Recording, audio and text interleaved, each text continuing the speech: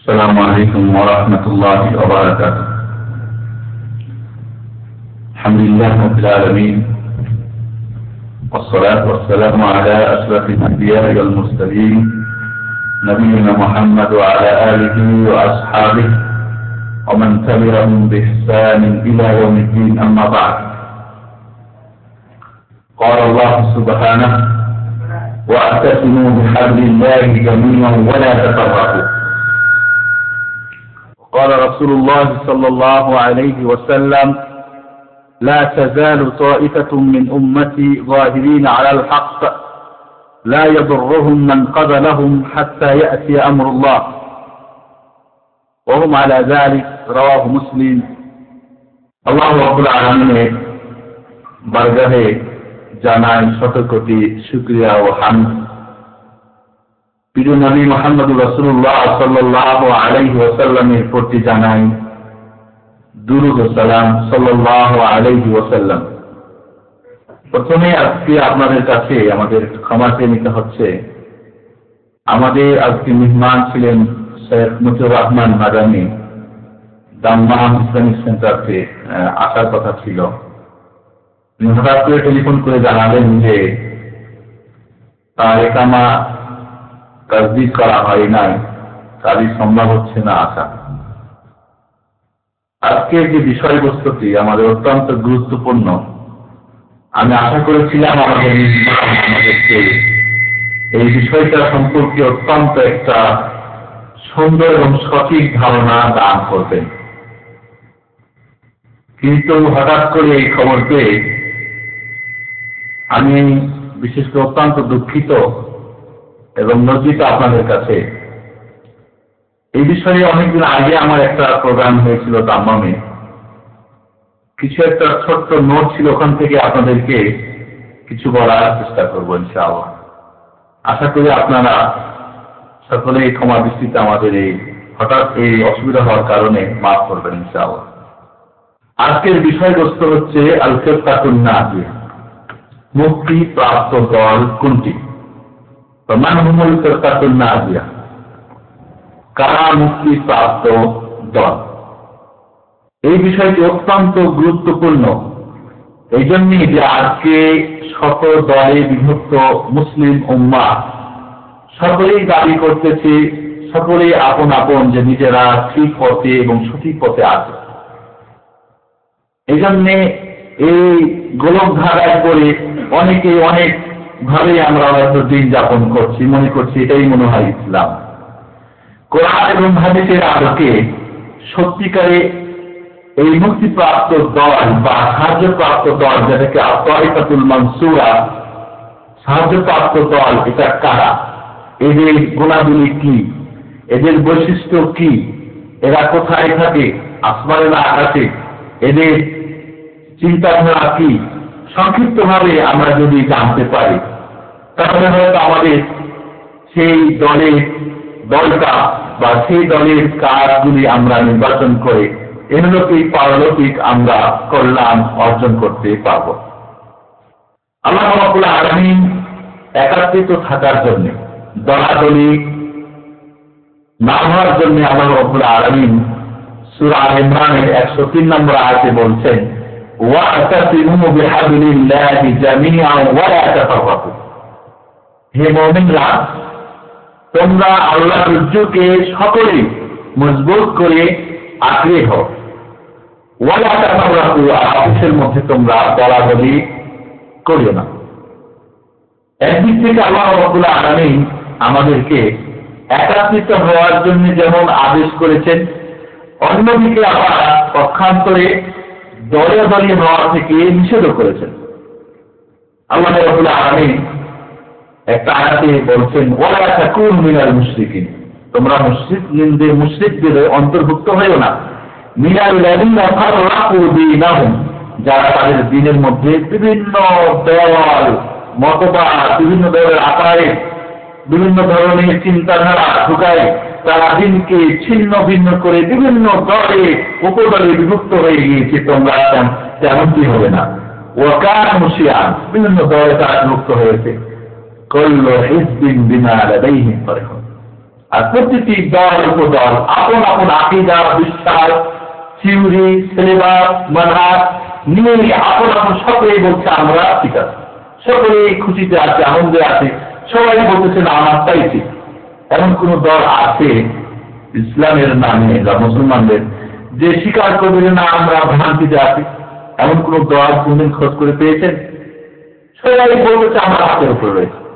আল্লাহ রাসূলকে আল্লাহ রাসূল আল্লাহ রাব্বুল বলছেন ইন্নাল্লাযীনা ফাররাকু দীনাহুম ওয়া কানু শিয়াআন লাস্তা মিনহুম ফি শাই। যারা ধর্মকে, দ্বীনকে বিভিন্ন দলে উপদলে বিভক্ত করে দিয়েছে, তুমি তাদের অন্তর্ভুক্ত না হে নবী। তাদের মধ্যে তোমার কোন সম্পর্ক নেই তাদের সঙ্গে। তাহলে এখানে আমরা দেখতে পাই যে একদিক থেকে যেমন আল্লাহ রাব্বুল আলামিন আমাদেরকে জামাতবদ্ধ হতে বলেছেন, আল্লাহর যুগে কোরআন ও হাদিসের ভিত্তিতে আমাদেরকে সকলকে একটি প্ল্যাটফর্মে আমাদেরকে জমাতে বলছেন। অন্যদিক থেকে বিভিন্ন দলে উপদলে বিভক্ত হওয়া থেকে মহান রব্বুল আলামিন আমাদেরকে নিষেধ করছেন। এখানে একটা জিনিস আপনাদের কাছে স্পষ্ট হতে হবে, একটা হলো ইখতিলাফ আর একটা হলো ইখতিলাফ। ইখতিলাফ মানে মত পার্থক্য। আপনি একটা মত প্রকাশ করছেন, আমি একটা করছি, এটাকে বলে ইখতিলাফ। আর একটা হলো ইখতিলাফ, দুইজনের মধ্যে মতের মিল না হওয়ার কারণে দুইজনে দুইটা দল বানিয়ে দিলাম, এটাকে বলা হয় ইখতিলাফ। ইখতিলাফ থাকবে, মত পার্থক্য থাকবে, কেউ এটা বলবেন, কেউ ওটা বলবেন, কেউ এভাবে বুঝবেন, কেউ এভাবে বুঝবেন, কিন্তু তাদের বিভিন্ন দল হওয়া চলবে না।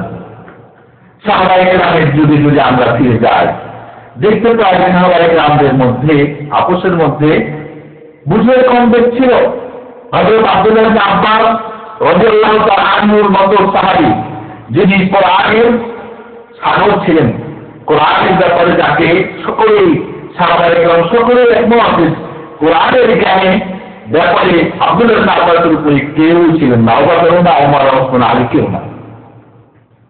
তার মতো যোগ্যতম সাহাবী তিনি বলতেন 5টা কেজি দিয়ে দিতে আর কি, হ্যাঁ, মোটা দিয়ে দিতে, শিয়ারের নিকটে দিতে যায়, তিনি তাই বলতেন।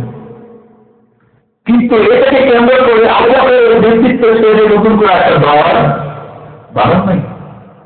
সাহাবায়ে কেরামদের মধ্যে মত পার্থক্য রয়েছে, তবে দলাদলি হয় নাই। এজন্যই মনে রাখতে হবে, ইখতিলাফ হবে, মত পার্থক্য হবে, বুঝিয়ে কম বেশ করে, এটাকে মহান রব্বুল আলামিন স্বীকৃতি দান করেছেন।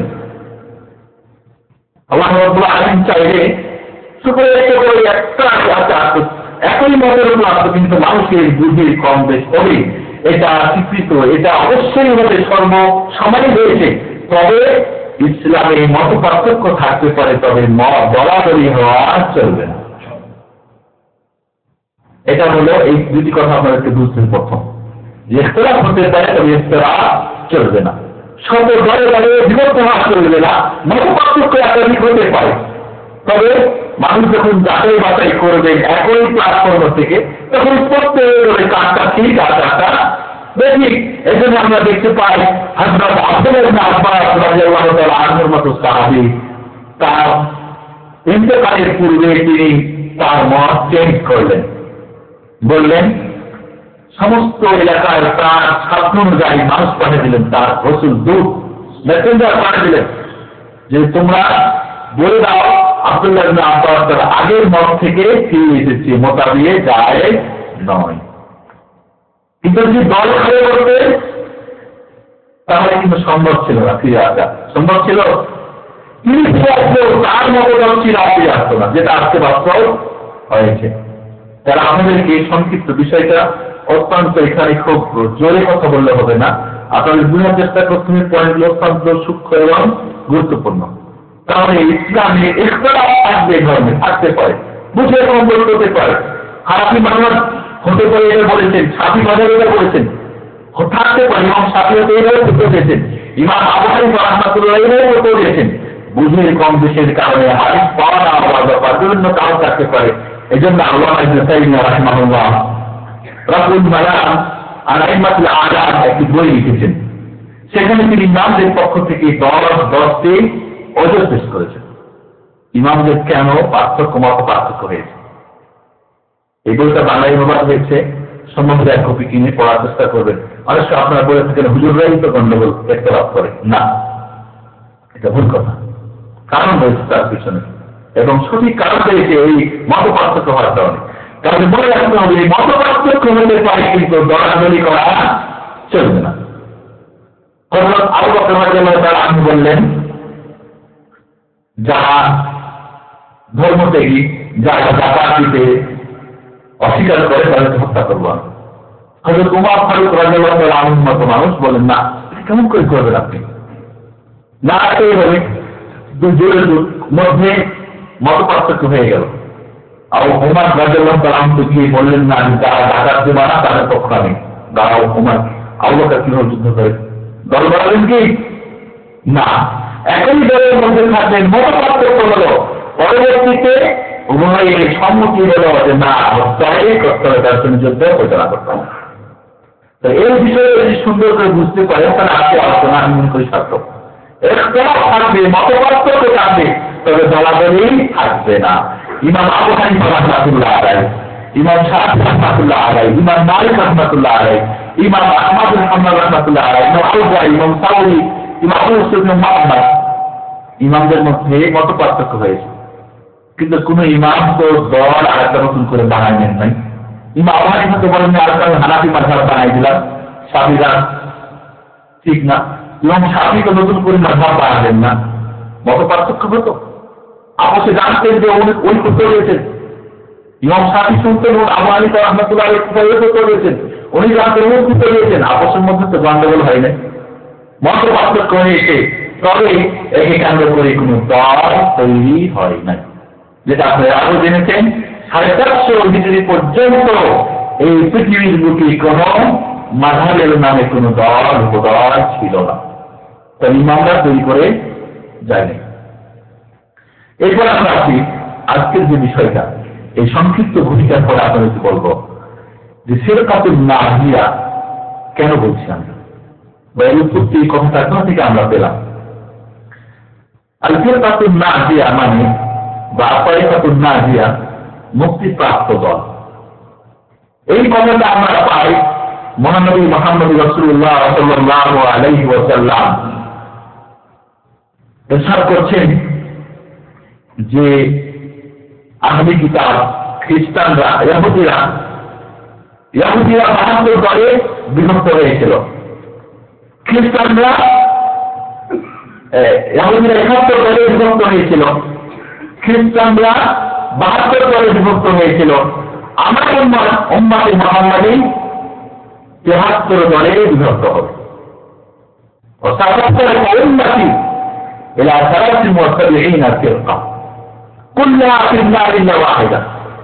এই 73 দলের মধ্যে 72 দলে জাহান্নামে, একটা দল যাবে মাত্র জান্নাত। কঠিন কথা। তাহলে যারা জান্নাত যাবে এরাই তো মুক্তিপ্রাপ্ত দল, ঠিক না? এই হাদিস থেকে এই মুক্তি আল ফিরকাতুন নাজিয়া নামটা নামকরণ হয়েছে।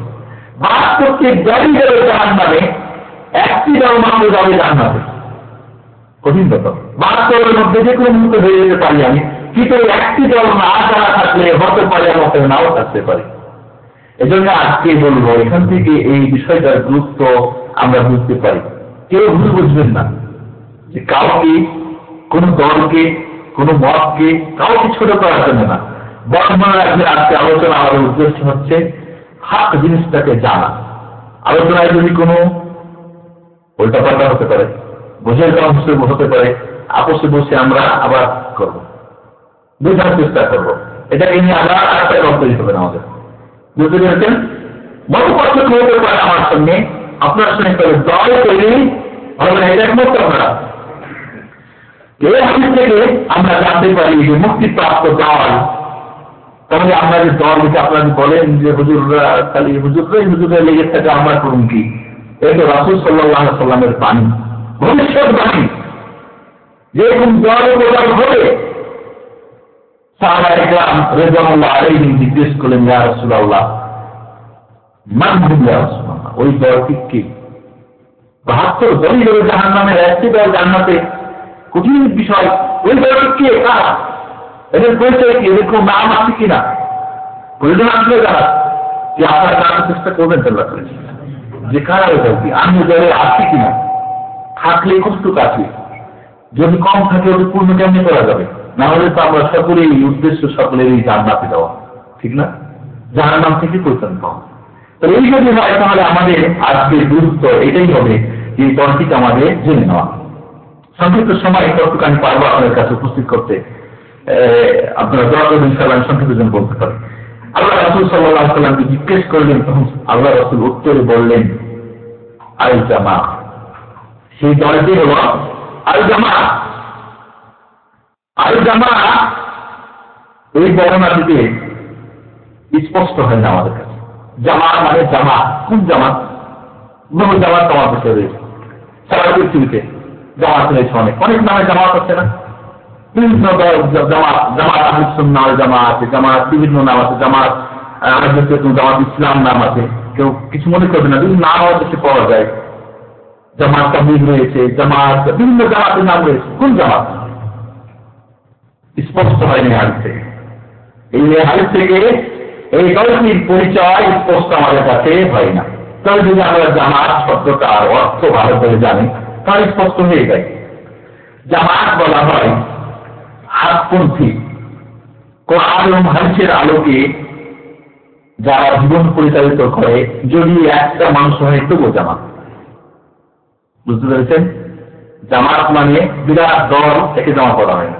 এই জন্য আব্দুল্লাহ ইবনে মাসউদ রাদিয়াল্লাহু তাআলা আনহু বলছেন, লাইন কুনতা আলাল হাক্কি ওয়ালাউ ওয়াহিদান ফাআনতাল জামাত।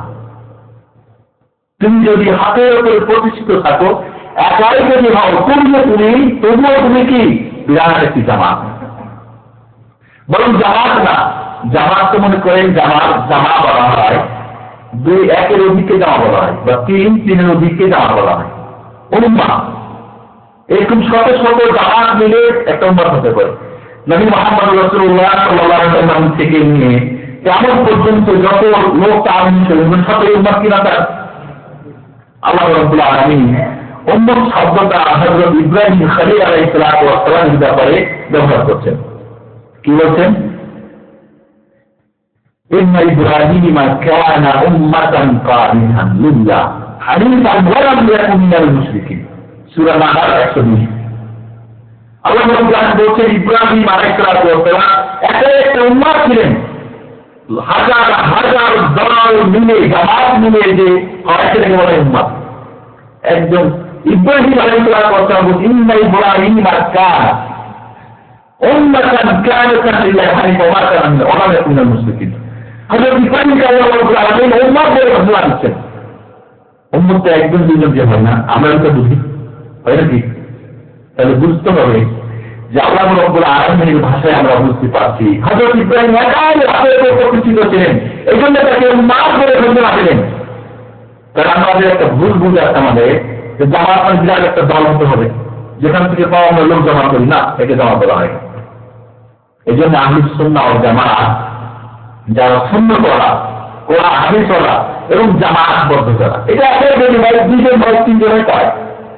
আমরা পরে হাদিসে তাহলে স্পষ্ট হবে, তাহলে আমরা বুঝতে পারলাম যে জামাত শব্দটা যদি আমরা অর্থ জানতে পারি, যেটা আব্দুল্লাহ ইবনে মাসউদ বলছেন রাদিয়াল্লাহু তাআলা আনহু, যে তুমি একাই যদি হাতের উপর প্রতিষ্ঠিত থাকো তাহলে তুমি একাই জামাত, একাই তুমি জামাত। এবং আল্লাহর বাণী স্পষ্ট আরো করে যায় যে হাতের উপরে যদি জামাত না থাকে উম্মাহ করে মহান রব্বুল আলামিন কি করেছেন? আখ্যায়িত করেছেন। এই যে অনেক সময় বলি জামাত বন্ধ হয়ে থাকবে, জামাত বন্ধ থাকতে বলেন, কার উপরে জামাত বন্ধ হয়ে থাকবে? এক ব্যক্তি যদি হাতের উপরে প্রতিষ্ঠিত থাকে তুমি জামাত, তুমি উম্মাহ। তাহলে আপনার কাছে স্পষ্ট হয়েছে দ্বিতীয় কথাটা আমার, যে জামাত বা উম্মাহ, জামাত বলা হয় এখানে হাদিস দ্বারা বোঝানো হয়েছে হাতের উপরে যারা প্রতিষ্ঠিত। তিনি একক ব্যক্তি হন, তিনজন হন, 10 জন হন, খুব সংখ্যক কম হন, সেটা দেখা আছে। বিরাট জামাত কিন্তু বাঘের উপরে কোন নাই, তাহলে খ্রিস্টানের বুঝলে তো তাদের বিরাট দল নিয়ে আসবে, ওটাই কি তাহলে ঠিক? তাহলে অধিক্ষে কোন ইসলামে মূল্যায়ন নেই। আল্লাহ বলছেন وقليلا من عبادي الشكور حق যেরকম হয় এটা তাদের বাস্তব ব্যাপার। হক দিয়া আল্লাহ শুকরিয়া জ্ঞাপনকারী ব্যক্তিরা অত্যন্ত সংখ্যায় কম হয়। তাহলে আপনি বিরাট দল দেখে বিরাট সংখ্যা দেখে ধোকায় পড়বেন না। স্পষ্ট আপনাদের কাছে এই হাদিসে অন্য বর্ণনায় সম্ভবত তিরমিজি শরীফের বর্ণনায় যেতে এসেছে, সেখানে বলা হচ্ছে আল্লাহ রাসূল যখন জিজ্ঞেস করা হয় ইয়া রাসূলুল্লাহ দলটি কে,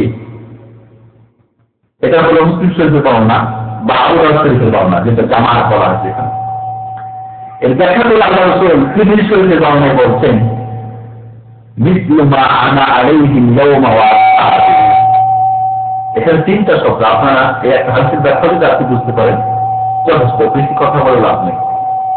আল্লাহ রাসূল বলছেন মিসলু মা আনা আলাইহি ইয়াওমা ওয়া আসহাবি। মিসলি একটা শব্দ এখানে ব্যবহার হয়েছে, আর আল ইয়াওম দুইটা শব্দ, তৃতীয় শব্দটা আনা ওয়া আসহাবি। এই তিনটা কথা আপনারা বোঝার চেষ্টা করবেন। প্রথম বলা হচ্ছে মিছিল। মিছিল মানে মতো। আরবি ভাষাতে একটা জিনিস আরেকটা জিনিসের মতো ব্যবহার করার জন্য কয়েকটা শব্দ ব্যবহার হয়। এরকম কা ব্যবহার হয়, জায়েদ কালাতা, জায়েদ সিংহের মতো। তো অল্প যদি সাদৃশ্যমান হয়, যেরকম সিংহের খুব শক্তি, জায়েদের মতো ঠিক ওই ধরনের শক্তি রয়েছে। কোন একটা দিক থেকে যদি মিল থাকে এটাকে বলা হয় কাজে বা ছাবিগুণ বলা যেতে পারে।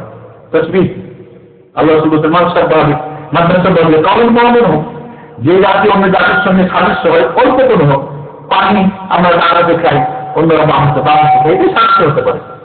শুধু আমাদের পানি খাওয়াতেই কাগজের সাদৃশ্য হয়ে যেতে পারে। বুঝতে পেরেছেন? অল্প সাদৃশ্যের জন্য কাজ বা ছাবিগুণ শব্দ ব্যবহার করা হয়। এর থেকে একটু বেশি ব্যবহার, যদি সাদৃশ্য বেশি থাকে তাহলে নাহবো ব্যবহার হয়। নাহবো জায়েদ নাহবা আবু বকর, জায়েদ আবু বকরের মতো লম্বাই, রঙে, চুলগুলি কালো, মুখটা হয়তো গোল, কিন্তু শব্দ না, শব্দতে মিল আছে, চোখে হয়তো মিল নাই, অনেক কিছু মিল না আসতে পারে। তাহলে একটু বেশি যদি সাদৃশ্য থাকে তাহলে নাহবো শব্দ ব্যবহার হয়। আর সে শব্দ বলা হয় কি নাদির, নদীর একজন আরেকজনের মতো নদীর শব্দ ব্যবহার হয়। তবে মিছিল শব্দটা ভূপদে যখন হয় তখন তাকে বলা হয় মিছিল। মিছিল শব্দটা তখনই ব্যবহার হয় যখন উভয়টার মধ্যে সবচেয়ে বেশি সাদৃশ্য থাকে একটা আটটার মতো। বুঝতে পেরেছেন? তাহলে এখানে আল্লাহ রাসূল বলছেন যে মিছিল মানে মতো, তার মতো আমি এবং আমার সাহাবায়ে কেরামের মতো। আল্লাহ রাসূলকে জিজ্ঞেস করা হলে তিনি বললেন যে আজকের দিনে আরেকটা শব্দ কি আলিয়ম। আলিয়ম মানে আর ইয়মন মানে যে কোনো দিন হতে পারে, নাকি যাদের আরবি জ্ঞান আছে গ্রামারের, ইয়ম মানে যে কোনো দিন, কিন্তু আলিয়ম মানে আজকের দিন, অন্য দিন হতে পারে না।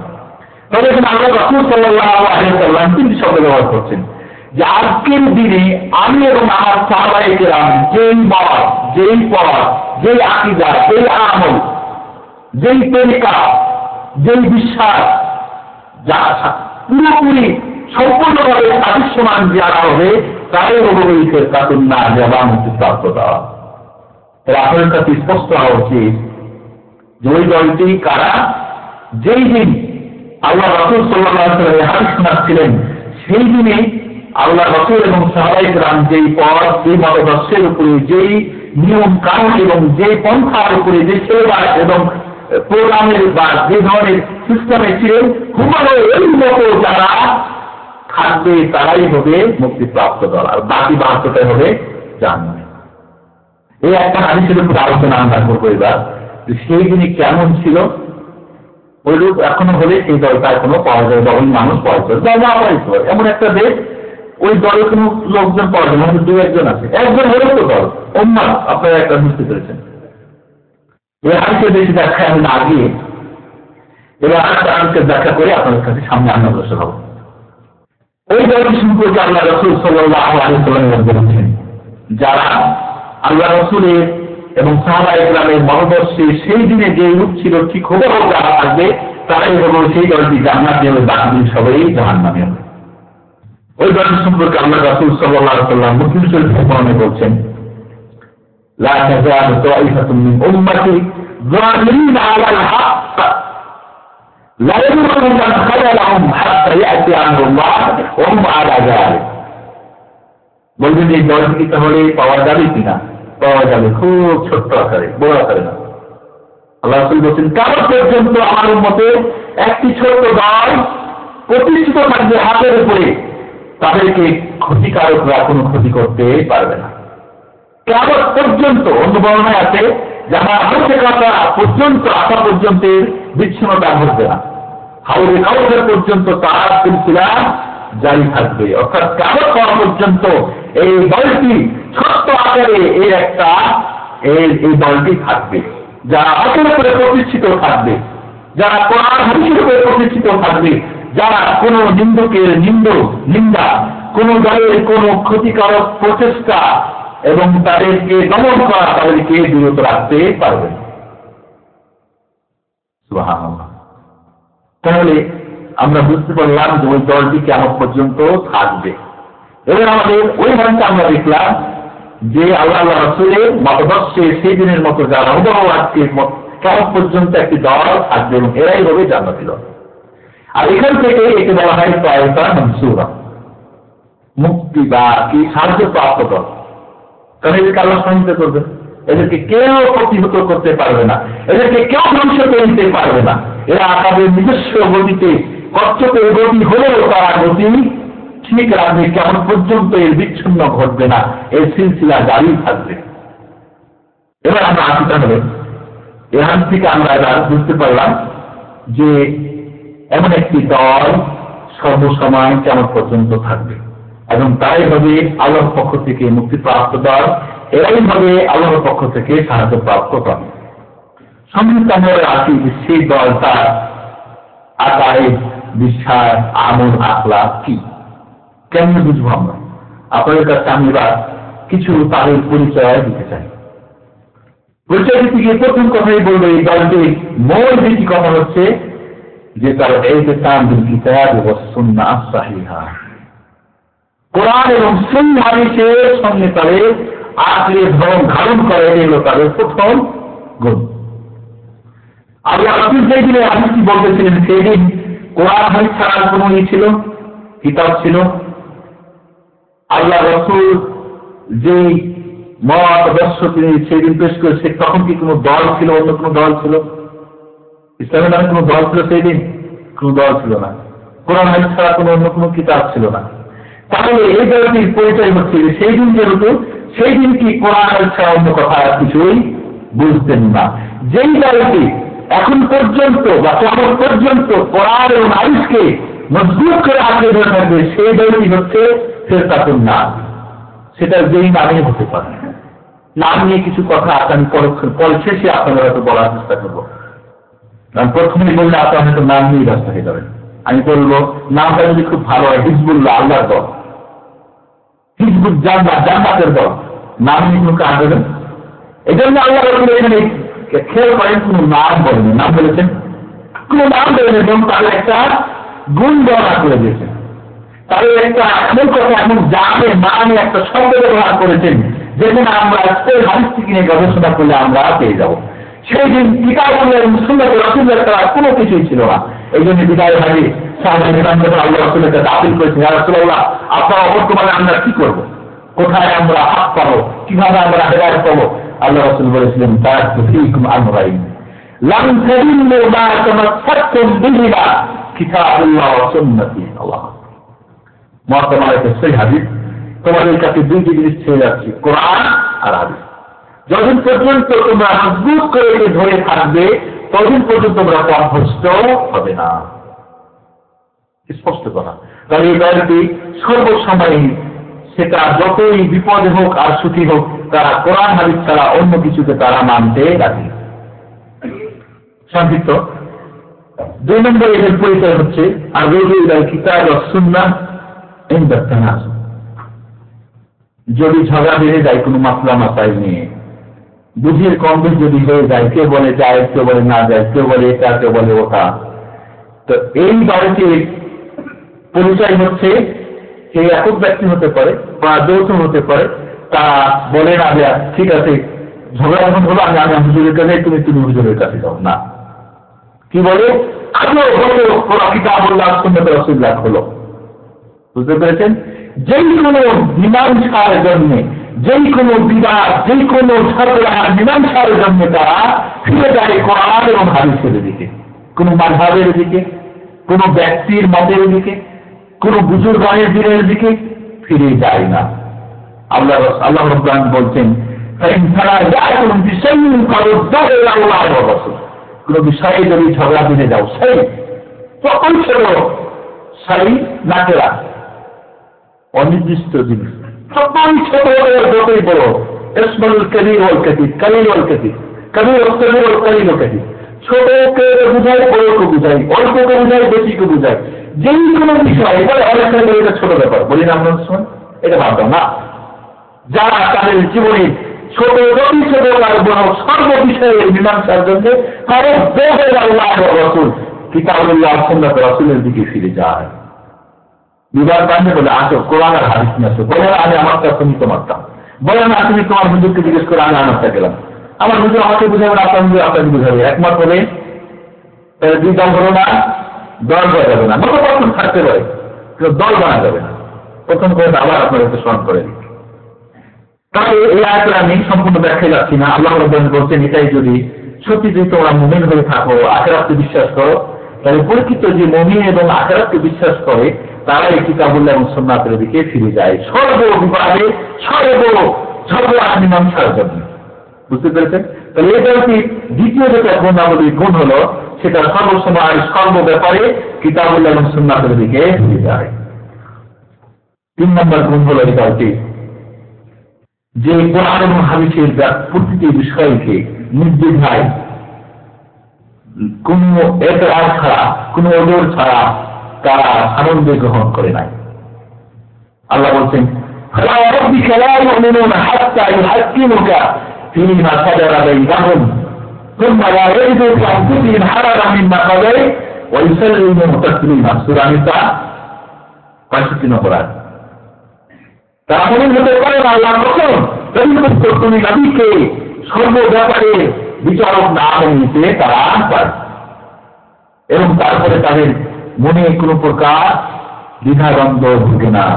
অনেক সময় আমাদের দেখছেন, আমি নিয়তের ব্যাপারটা আপনাদেরকে বলি, নিয়তের বিষয়টা নিয়ে যেখানে যায় সেখানেই প্রশ্ন, যেখানে যায় সেখানেই প্রশ্ন।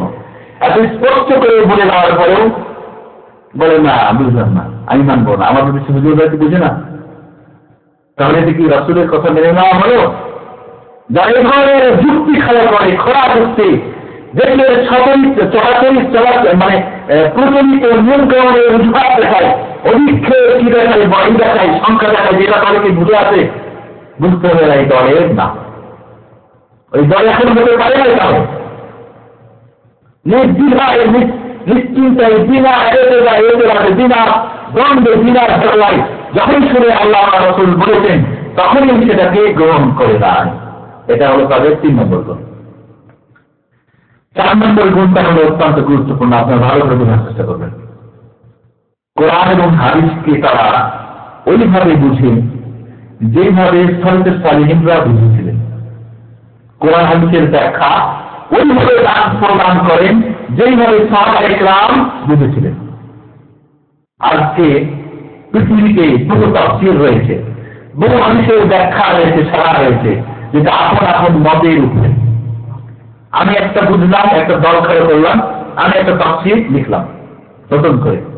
সালাফে সালেহিন তাফসীর বুঝিয়ে একটা নেক্সট দিয়ে গেছেন আমাদের জন্য, কিছু হয়ে গেছেন নাকি? আমি মনে করি 300 হিজরির মধ্যে বা 607 হিজরির মধ্যে যত কিতাব লেখা হয়েছে যথেষ্ট আল্লাহ করে তাফসীর এবং হাদিসে। বাকি শুধু এগুলিকে ছানবিন ছোট করা, বড় করা, ব্যাখ্যা আর ওইটাকে সাজানো বোঝালে পরবর্তীতে কিছু হয়ে যাবে। আমি কিন্তু নতুন একটা ভাবনা চিন্তা করে দল তৈরি করলাম, আমি তফসির লিখলাম, আমি আপনার মানহাজ তৈরি করলাম, আমি আমার সিলেবাস তৈরি করলাম, আমার সব বিষয়ে আমার নিজস্ব সব থিওরি খাওয়া করলাম। এটা করে না তারা। এই জন্য দেখবেন ওই সময় আবু বকর রাদিয়াল্লাহু আনহু থেকে কিয়ামত পর্যন্ত এই দল যত প্রকারের বই লেখা আল্লাহ তাআলা রাসূল দুনিয়ার কোনো যুক্তি খাওয়া করবে না, নিজস্ব কোনো মত প্রকাশ করবে না, বলবে আল্লাহ রাসূল কি বলেছে। তাহলে বুঝতে হবে যে আজকে মুসলিম জাতি বিভিন্ন দলের মূল কারণ হচ্ছে কোরআন হাদিসকে আপন আপন চিন্তাধারায় বুঝায় এবং লিখায় মানুষের পর্যন্ত। আল্লাহ রাসূল কি বলেছেন, সাহাবায়ে কেরাম কিভাবে বুঝেছেন, ইমামরা কিভাবে বুঝেছেন, এটা আমরা আজকে মানুষের কাছে উপস্থাপন করি না। আমি কি বুঝলাম, বুঝতে পেরেছেন? তাহলে এই ফিতরাতুন নাজিয়ার এটা অত্যন্ত গুরুত্বপূর্ণ একটি বিষয়। তাদের যে কোরআন হাদিসকে তারা বোঝার চেষ্টা করে, যেইভাবে সাহাবায়ে কেরাম তাবিঈন ইমামরা বুঝেছেন ওইভাবে নিজস্ব মত দিয়ে বোঝার চেষ্টা করে না। এই জন্য ইমাম মালিক রাহমাতুল্লাহ আলাইহি বলছেন যে উম্মতে পূর্ববর্তী যারা যেভাবে কল্যাণকারী হয়েছেন কোরআন এবং হাদিস দিয়ে, ঠিক ওইভাবে পরবর্তীরা যদি না বোঝার চেষ্টা করে তাহলে কল্যাণকামী হবে না, তারা পথভ্রষ্ট হবে। এই জন্য আজকে আমি মনে করি ফিতরাতুন নাজিয়া থেকে পরিচিত হয়ে যাওয়া, বাস্তবে যেকোনো একটা হয়ে যাওয়া, এটা একটা বিরাট বড় একটা দিক যে কোরআন হাদিসকে আপন মেজাজে আপন চিন্তাধারায় বুঝায় এবং সেইভাবে পেশ করা। আজ পর্যন্ত বিভিন্ন দল হচ্ছে, উপদল হচ্ছে, ইসলামের নামে আপন আপন ভাবে তফসিল লেখা হচ্ছে, বই লেখা হচ্ছে, পুস্তক লেখা হচ্ছে। তাহলে বুঝতে হবে যে এই দলটির মৌলিক একটা পারিবারিক গুণ হচ্ছে যারা কোরআন হাদিসকে নিজস্ব বুঝে বোঝার চেষ্টা করে না, বরং সাহাবায়ে কেরাম তাবিঈন সালফে সালিহরা যেভাবে বুঝেছেন ঠিক ওইভাবেই বুঝে। এই জন্য আপনাদের আগে বলেছিলাম যে বর্তমান মুসলমানরা তিনটা জিনিস অত্যন্ত করেছেন, এই তিনটা জিনিস করে যথেষ্ট, এবং যে কোনো দল মত এই তিনটা জিনিসেই কাজ করা দরকার। একটা হলো কি কাজ, ঈমান আলা মুসলিম তাওহীদ, তাওহীদের ভিত্তিতে ঈমানের কোনো জাগরণ, ঈমান রয়েছে দুর্বল হয়ে গেছে, ঈমান আছে তাওহীদের ভিত্তিতে না, শিরকের উপর দাঁড়িয়ে আছে, ওই ঈমানের কোনো কাজ হবে না। সবকিছু বুঝেন। দুই নম্বরে হলো তালিম কিতাব ওয়াস সুন্নাহ আলা ফাহমি সালাফিস সালেহ, কোরআন এবং হাদিসের শিক্ষা সালফে সালেহরা ওই ফিতরাতুন নাজিয়া যারা যেভাবে বুঝেছিলেন, ঠিক না, মুসলমান আলেম ওয়া আসহাবি সাহাবায়ে কেরাম যেভাবে বুঝেছিলেন ঠিক ওইভাবে যারা ওই বুঝে যারা মানুষের কাছে শিক্ষা দান করা, নিজস্ব বুঝে না। আর 3 নম্বর, ঈমান মজবুত হয়েছে তাওহীদের উপরে, শিখেছেন সঠিক এবং আমল করেন, বকবক করলে হবে না, কাজ করতে হবে। বুঝতে পেরেছেন? আজকাল কিন্তু আমরা মাশাআল্লাহ কথাই বড় জাতি দিবেন, বড় বড় বক্তব্য ছেড়ে কিন্তু আমলের ব্যাপারে অত্যন্ত পিছনে। বন্ধুগণ, 5 নম্বর যেটা আপনারা হিসাব করে নিন, 5 নম্বরের যেটা হলো যে এরা এই দলটা বা এই মতদর্শী যারা হবে আল্লাহ রাসূলের কথার উপরে কোনো কথাকে প্রাধান্য দিবেন না। আজকাল কি হয়েছে জানেন, বড় আফসোস, আমার নেতা যে আমি যাকে মুরব্বী মনে করি, আমি যেই দলের লোক, সেই দলের যিনি প্রধান, তার কথাকে ঠিক রাখার জন্য আল্লাহ রাসূলের কথার অপব্যাখ্যা করি, ঠিক কিনা? এবং এই জন্য আজকে আরো দল হয়েছে। কি করতে হবে বলুন তো? আল্লাহ রাসূলের কথাকে ঠিক রাখার জন্য আমি যেটা বুঝেছি বা আমার নেতা যেটা বুঝেছেন বা যেটা আমাকে বলা হচ্ছে সেটাকে নিয়ে দেবো, নিয়ে যদি হয় গ্রহণ করবো, না হলে ছেড়ে ফেলবো। যেটা ইমামদের কথা ছিল, ইমাম আবু হানিফা, ইমাম শাফি, ইমাম আহমদ বিন হাম্বল, ইমাম মালিক রাহমাতুল্লাহ আলাইহি জামিয়ান, যদি আমাদের কথা কোরআন হাদিসের বিপরীত হয় দলে ছুড়ে নাও। ইমাম মালিক রাহমাতুল্লাহ আলাইহি বলছেন প্রতিটি মানুষ যার কথা গ্রহণ করা যায় নাও করা যায়, ইল্লা সাহিব হাযাল কবর। ইমাম মালিক রাহমাতুল্লাহ আলাইহি বাড়ি কোথায় ছিল? মদিনার ইমাম। বলতে এই যে কবর ছিল যে নবী মুহাম্মদ রাসূলুল্লাহ সাল্লাল্লাহু আলাইহি ওয়াসাল্লাম ব্যক্তিকে প্রত্যেকেরই কথা গ্রহণ করা যেতে পারে, প্রত্যাখ্যান করা যেতে পারে, ইল্লা সাহিব হাযাল কবর। একমাত্র রাসূলের কথা প্রত্যাখ্যানের কোনো উপায় নেই।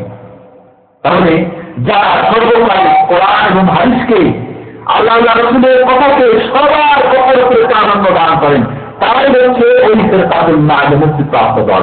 একটি করে 72 যে কোনো একটা হতে পারে কোন সময়। এই জন্য আল্লাহ বলছেন ইয়া আইয়ুহাল্লাযীনা আমানু লা তুকাদ্দিরু বাইনা ইয়াদাইল্লাহি ওয়া রাসূলিহি ওয়াত্তাকুল্লাহ ইন্নাল্লাহা সামিউন আলীম। আল্লাহ রাসূলের কথার সামনে তোমরা কোনো কথা পেশ করতে পারবে না।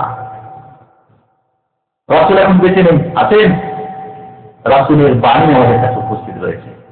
আল্লাহ রাসূলের বাণীর সামনে অন্য কারোর বাণীকে প্রাধান্য দেওয়া, এটা ফিরকাতুন নাজিয়ার গুণাবলীর মধ্যে কার নাই। তাহলে বুঝতে হবে যে যারা সর্বসময় সর্বযুগে সর্বস্থানে একক ব্যক্তি নন, যতই দুর্বল হন আর যতই সবল হন, সর্বসময়ে যারা আল্লাহ আল্লাহ রাসূলের কথার উপরে অন্য কারোর কথাকে প্রাধান্য দিতে পারেন না, তিনি যেই কেউ হোক না কেন।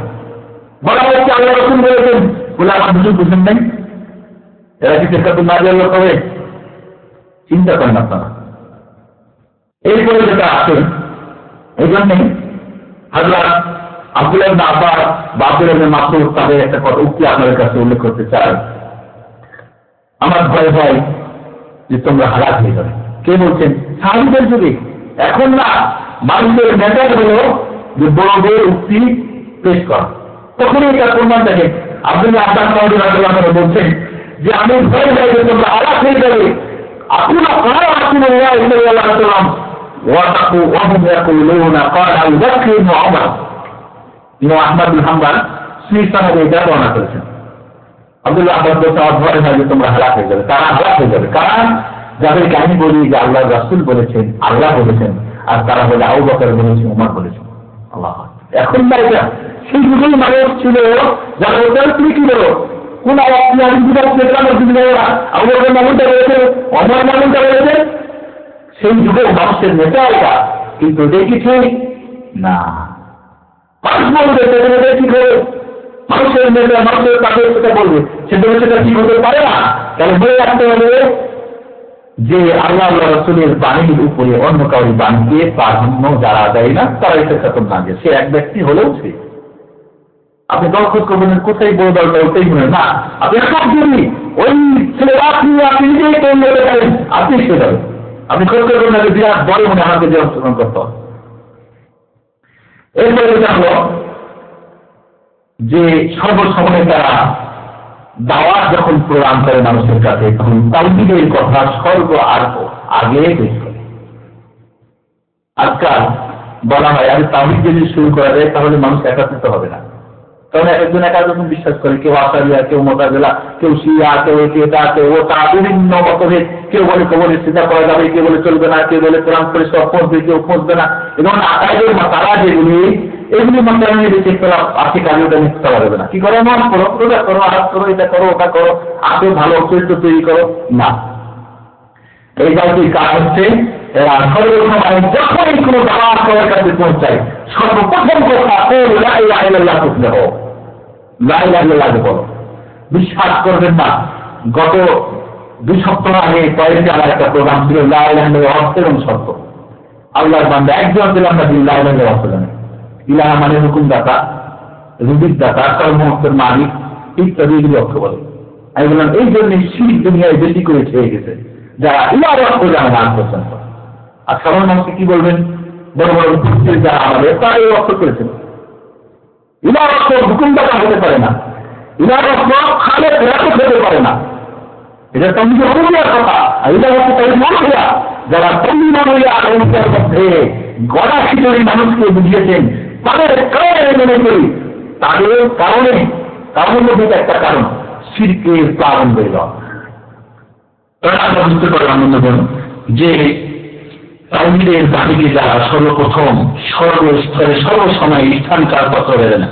আমি সর্বরে এখন এটা চলে না, এখন নিয়ম চেঞ্জ হয়ে গেছে, এখন আধুনিক যুগ, এখন এটা এখন ওটা না। আমি বলি আল্লাহকে মানে আগে যেই ছেলে আছে দাওয়াতের কাজ নবীদের মাধ্যমে নিয়েছেন সেইভাবে আগাতে হবে। প্রথম কথা আমাদের কাছে প্রচার করতে হবে। বাংলার জন্য সরকার যে নামাজ পড়ে 30 জন, তো তাওহীদ বুঝে একজন, যে তাওহীদ না বুঝে নামাজ পড়ে নামাজ হতে পারে, মুশরিক হয়ে হতে পারে। নামাজ নিয়ে গিয়ে কবরে সেজদা করে না, যারা নামাজ পড়ে তাদের কবরে গিয়ে নামাজ মানে না, তারা কবরে শরীফ পড়ে না, করে কিনা? এরা কি মুসলিম বলবেন, মুসলমান বলবেন? তাহলে এই জন্য বলবো যে তাওহীদ সর্বসময় যারা সর্বসময়, এই জন্য আপনারা খেয়াল করেছেন আমাদের ইসলামিক সেন্টারে যতগুলি বই এবং আমাদের যত আলোচনা সর্বসময় আমরা তাওহীদের সেট করার চেষ্টা করি। কারণ তাওহীদ যদি আল্লাহ রাসূল সহ মহান আরবের মাধ্যমে বাবর পাওয়ার পরেও 12-13 বছর মক্কার লোককে বুঝাতে লাগলে আমি সাইফুদ্দিন, আপনি আব্দুল্লাহ আব্দুর রহমান কত বছর লাগতে পারে তার নিয়োগ নেই। এই জন্য ব্যক্তি যদি তাওহীদ না হয় নামাজ কোনো কাজ নেই, মৃত্যুজনী শিকার নামাজ ওরা হাত দেখা কিচ্ছু হবে না, সব চুমার হয়ে যাবে, সব মিশে যাবে। এই জন্য যে দলটি সর্বসময় তাওহীদকে এবং তাওহীদের প্রচারকে, তাওহীদের বিষয়টাকে অত্যন্ত গুরুত্ব দিয়ে থাকে, তারাই হচ্ছে এই দলটির একটা মত বা একটি সিদ্ধান্ত। এরপরে জানবে যে সর্বস্তরে সর্ব ব্যাপারে যারা সম্মতে কি করে, চিন্তা করে যারা। আজকাল তো দেখি সাহাবায়ে কেরাম রাদিয়াল্লাহু আলাইহিম তারা কি সুন্নাত নফলের মধ্যে পাথর করতেন, ফরজের মধ্যে রাসূলকে লাগিয়েছেন, তাই পরবর্তীতে কোনটা ফরজ করতে সুন্নতকে নির্ধারণ করেছেন। সাহাবায়ে কেরাম রাদিয়াল্লাহু আলাইহিম সেই দিনে কোনো পার্থক্য ছিল না, রাসূলকে আগে করে চলে, ঠিক না? এই দেশেও আমি দেখেছি আল্লাহু আকবার বিসমিল্লাহির রহমানির রহিম আলহামদুলিল্লাহি রাব্বিল আলামিন সারা কোন পড়লো কেন পড়লেন বাংলায় সকল মানুষের মতে সারা পড়া মুস্তাহাব, মুস্তাহাব না পড়া ছিল না।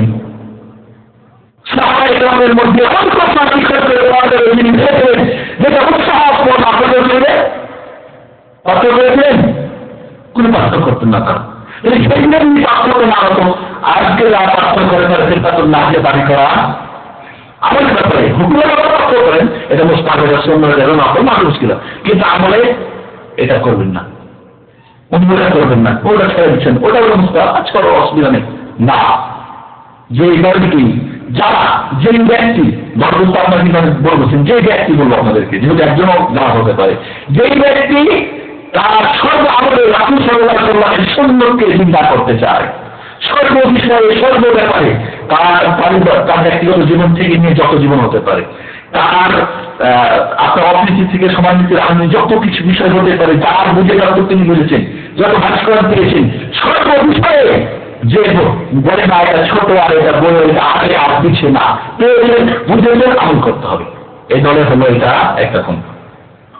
এই জন্যই মনে রাখতে হবে যে এই দলটার সংখ্যা অত্যন্ত কম হবে। আল্লাহ রাসূল বলছেন ইসলাম ছোট্ট করে দিতে গরিব মিসকিন কেউ চিন্ত না, অপরিচিত, খুব দুরবস্থা, খুব শোচনীয় অবস্থায় শুরু হয়েছিল, আবার ওইভাবেই ফিরে যাবে এবং এই অবস্থায় যারা ফিরে থাকবে তাদের জন্য হচ্ছে কি শুভ সংবাদ। অন্য কারণ নাই। আল্লাহ রাসূল সাল্লাল্লাহু আলাইহি ওয়াসাল্লামকে জিজ্ঞেস করলেন, ইয়া রাসূলুল্লাহ, ইয়া রাসূলুল্লাহ, আল্লাহ রাসূল বললেন তুরাবুল খাফিরা মান হুয়া ইয়া রাসূলুল্লাহ ক্বালা ওয়া আনতুম সালিহুন ফিরা কুনতুম কাদিমিন বাইনা আকিহিম আখতার মিম্মা ইয়াতিহুম রাওয়াহু আহমদ ওয়া তাবরানী সাহিহ। অল্প সংখ্যক লোক যাদের অনুসরণ কর্মে অত্যন্ত কম হবে, এদেরকে প্রত্যাখ্যান করা, এদেরকে অনুসরণ না করার সংখ্যা বেশি হবে। খুব কম সংখ্যক ভালো মানুষ যাদের কথা মানুষ অল্প সংখ্যক মানুষ শুনবে, আর বেশি সংখ্যক মানুষই তাদের কথা শুনবে না, এরাই হচ্ছে ঘোড়ারা। তাহলে ঘোড়ারা এদেরকে খুব বিরাট পরিচিতি ধরে দুনিয়ার মধ্যে এমন নাম হতে পারে, অপরিচিত চিনে না কেউ, জানে না কোথায় কে, এই মধ্যে যেই খেতেন না কেউ জানে না কেউ। আমার সময় দেখি কে পরিচিত, কে বড়, কার পত্রিকা বেশি, কার লিখা বেশি, কার অর্থনীতি বেশি, কার লোক বেশি, কার বিরাট হলো সম্মেলন হলো, কার দিক লোক একত্রিত হলো না, বড় কথা।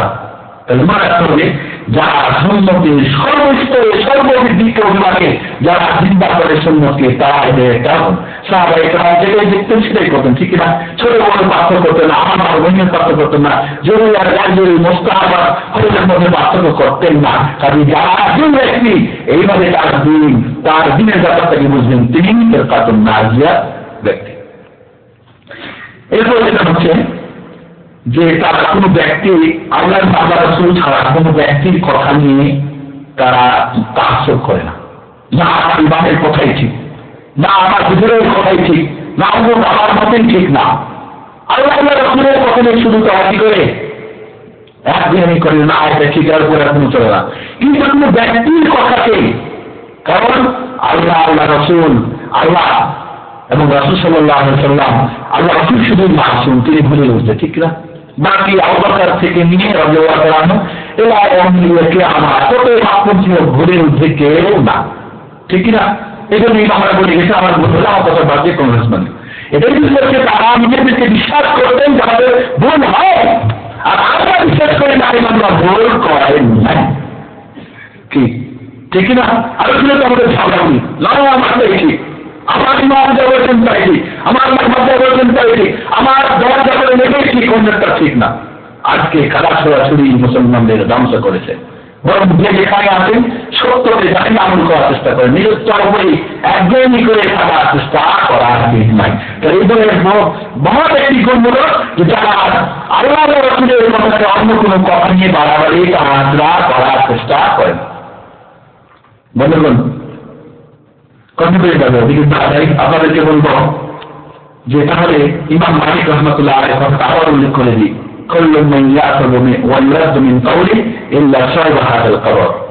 ইমাম মালিক রহমতুল্লাহ আলাইহি আল্লাহ রাসূলের কবরের দিকে ইশারা করে বলছেন, এই ব্যক্তি ছাড়া অর্থাৎ নবী মুহাম্মদ রাসূলুল্লাহ ছাড়া প্রতিটি মানুষের কথা গ্রহণযোগ্য অগ্রহণযোগ্য, গ্রহণ করা যেতে পারে নাও করা যেতে পারে, শুধু রাসূল ব্যতীত। তাহলে কেন আমি আমার ইমামের কথা নিয়ে ব্যস্ত হবো, কেন আমার হুজুরের কথা নিয়ে ব্যস্ত হবো, কেন আমার বিশ্ব পরিচয় নিয়ে ব্যস্ত হবো না? তাহলে না দিয়ে ওই ব্যক্তি ওই লোকেরা যারা কোরআন হাদিসের নিয়ে শুধু একজ্ঞানী করে, অন্য কোনো ব্যক্তির তিনি যতই বড় হন আর যতই ভালো হন আর যতই সঠিক পন্থী হন, তার কথাকে নিয়ে কোরআন হাদিসের সামনে আসে প্রত্যাখ্যান করে। এরপরে এমন হলো যে এই ব্যক্তি সর্বসময় হাতকে গ্রহণ করে, সেটা যেখানেই পাওয়া যায়, যেখানেই পাওয়া যায়, ছোট হোক আর বড় হোক, আমার দলের হোক আর না হোক। সেদিকে আমার একটা ভাই বলছিলেন, ব্লক নিয়ে একটা কথা বলছিলেন যে আমাদের কিন্তু সবাই একটা ব্লকের, আমরা কেউ এ block, K B, K C, K D, সবাই ব্লকের কিনা। আজকে মুসলমান জাতি সবাই একটা ব্লকে রয়েছেন। আমি ব্লকের হুজুর বললে সব আলাদা আইন অভ্যাস মাথা থেকে নিয়ে নেই, কিন্তু বি ব্লকের যত হাত ব্লক না হওয়া ঠিক না। এই অবস্থা নেই মুসলমানদের, বরং ভক্ত গ্রহণ করা উচিত। এই ব্যক্তির কোন হলো আমার ব্লকের বড় না সি বলো না ডি বলো করে দেখেন কারা কারা আসলে আছে কিনা, বুঝতে পেরেছেন? যারা ব্লক দেখে পার্থক্য করে আর যারা হাতের ভিত্তিতে পার্থক্য করে, হাতের ভিত্তিতে পার্থক্য করে, এটা আমরা চেষ্টা করি না আগে কোন হাতের সঙ্গে সবাই খুঁজে যেখানে হাত না হতে পারে। আপনার দেশে আমার দেশে মনে করেন আহমদ সুন্নাহ জামাতের একটা দল আছে, এটা বলার উপযুক্ত এই জন্য মানে অত্যন্ত প্রয়োজনীয় বলছি, নামটা খুব সুন্দর, কিন্তু এদের সবাই কাফের, ওরা ব্যক্তিকে সবাই কাফের।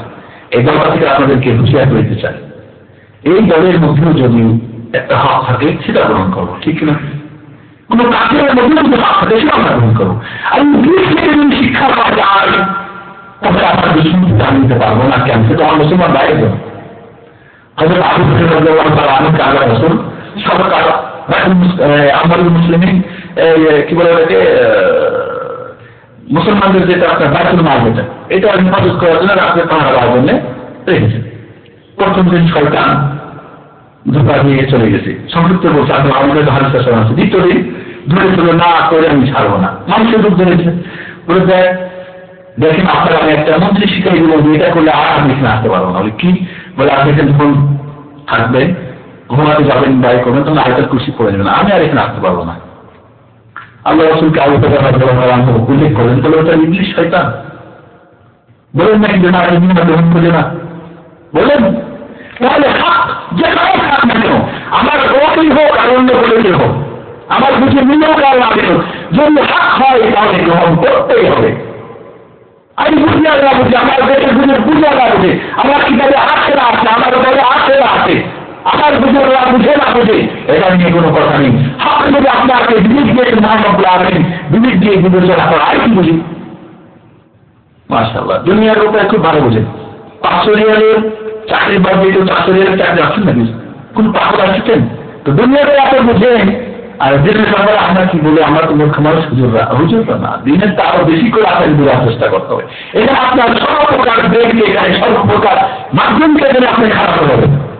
বন্ধুগণ, তাহলে বুঝতে হবে আপনাদেরকে আমি শেষ করে দিচ্ছি অল্প সময়ের মধ্যে যে হাত যারা গ্রহণ করে এবং এর সঙ্গে ইমামদেরকে যারা শ্রদ্ধা করে, এখানে একটা মনে রাখতো, হাত গ্রহণ করেন কিন্তু এর মানে এই না আমরা কিন্তু মনে করে নিয়েছি যে আমি আমার ইমামের কথা গ্রহণ না করলে ওনাকে বা তাকে অসম্মান করা হলো না, বরং তাকে সম্মানিত করা হলো। তার উত্তর হলে আমি বিপদে দেবো, তার কথা তাদের হাত গ্রহণ করলে আমি শপথ দেব এবং তিনি আমাকে গ্রহণ করবেন, কারণ তিনি ছিলেন হাত করেছি, ঠিক না? এবং তিনি ইখতিলাফের সময় আল্লাহ রাসূলের কথা ধরতে বলেছেন, তার কথাকে দলে ছুঁয়ে থাকতে বলেছেন। তাহলে কেন আমি তাহলে এখানে মনে রাখতে হবে, হাত গ্রহণ করার মানে এই না যে আমি ইমাম শাফিঈর কথা গ্রহণ করলাম না, ইমাম আবু হানিফা রাহমাতুল্লাহর কথা গ্রহণ করলাম, এর মানে আমি ইমাম শাফিঈকে আর পছন্দ করবো না। না, সর্বপ্রকার মুস্তাহিদদেরকে, সকল মুস্তাহিদদেরকে, সকল ইমামকে, সর্বজ্ঞানীদেরকে শ্রদ্ধা রেখে হাতের সঙ্গে যারা করে। আমি হারামি মানুষ, বুঝলাম যে এটা মালিকি মাযহাবে এই কথাটা ঠিক করা হয়েছে, আগে ঠিক আছে, গ্রহণ করলাম। এর মানে কি আমি আবু হানিফাকে ঘৃণা করলাম? নাউযুবিল্লাহ, না, কখনোই না। তাহলে ইমামদের, মুজতাহিদের সকলকে মাথায় রেখে শ্রদ্ধা করে যারা হককে গ্রহণ করে সর্বসময়ে সর্বযুগে, এরা হচ্ছে ফিরকাতুন নাজিয়া দল। এরপর আমরা যারা সর্বসময় আমর বিল মারুফ ওয়া নাহyi আনিল মুনকারের কাজ করে। যখন আপনি ভাববেন যে আমি ফিরকাতুন নাজিয়া লোক, আপনার দায়িত্ব সৎ কাজের আদেশ করতে হবে, অসৎ কাজে নিষেধ করতে হবে। বাধ্য আপনি ফিরকাতুন নাজিয়া যেহেতু আপনি, আপনার ইমান, আপনার আমল আপনাকে বাধ্য করবে আমরা এটাকে পছন্দ করো, আর হাতের দিকে মানুষকে আহ্বান করো। আপনি শুধু হাতের দিকে আহ্বান করবেন আর অন্যায়ের কোন প্রতিকার করবেন না বলে আমি ফিরকাতুন নাজিয়া, এটা ফিরকাতুন নাজিয়া ব্যক্তি হতে পারেন না। বুঝতে পেরেছেন? তাহলে যারা সব সময় অর্থাৎ মিনকুম উম্মাতুন ইয়াদউনা ইলাল খায়র ইয়া'মুরুনা বিল মা'রুফ ওয়া ইয়ানহাউনা আনিল মুনকার কুনতুম খায়রা উম্মাতিন উখরিজাত লিন-নাস ta'muruna বিল মা'রুফ ওয়া ta'muruna বিল মা'রুফ ওয়া tanhauna আনিল মুনকার ওয়া তু'মিনুনা বিল্লাহ।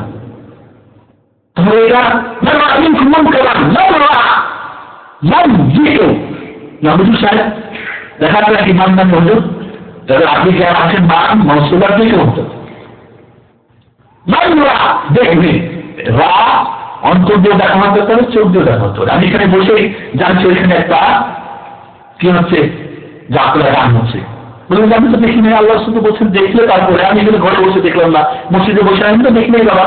না, রায় চোখ দিয়ে দেখা হয়, অন্তর দিয়ে যেটা উপলব্ধি সেটা করা বলা হয়। আল্লাহ রাসূলের ধারা যদি আমরা ব্যাখ্যা করি, প্রত্যেকটি শব্দের মধ্যে এত সুন্দর স্পষ্ট দিক নির্দেশনা রয়েছে, তাকে আমাদের বোঝা হবে, আমরা বুঝি না। মন খারাপ নাকে ভালো যাওয়া আমরা বুঝি না, কেমন ছোট ছোট ছোট আর ছোটখাটো বাড়বেন, ছেলে পেলে করতেছে পারবেন না, যতই ছোট হোক আর যতই বড় হোক, আকারে যতই কম হবে কেন, যে খেলা দেখবে যখনই দেখবে হাত দিয়ে করতে পারেন না, তবে লিসান মুখ দিয়ে বলেন পারেন না, তবে তাও অন্তর দিয়ে ঘৃণা করেন।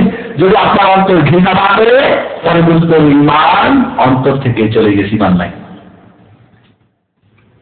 মুসলিমের এটাই মুসলিম শরীফের হাদিস, আবু সাঈদ খুরী রাদিয়াল্লাহু আনহু বর্ণনা করেছেন, অন্য বর্ণনা আছে ওয়ালাইসা ওয়ারা মিন যালিকা খায়রুল মিনাল ঈমান।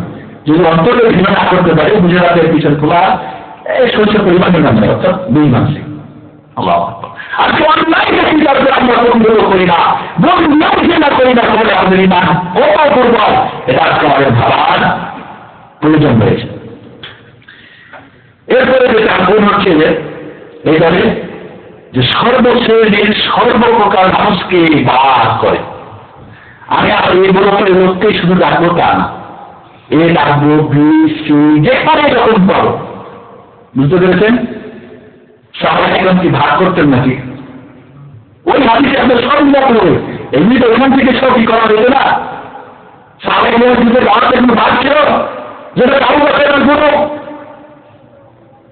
হযরত আলী রাদিয়াল্লাহু তাআলা এবং হযরত মুআবিয়া রাদিয়াল্লাহু তাআলার মধ্যে যখন দ্বন্দ্ব হয়েছিল, তখন কি দুই দলে ভাগ করে কি তারা ভাই যে আলী কিন্তু আলী রাদিয়াল্লাহু তাআলা মুআবিয়ার দলের লোককে আহ্বান করা যাবে না, খাওয়া পারবে না, ছিল নাকি? মতামত হতে পারে, দাঁড়া হবে না, এখন দাঁড়াও স্মরণ করে যাবে, মতামত থাকবে কিন্তু দাঁড়াতে যাবে না।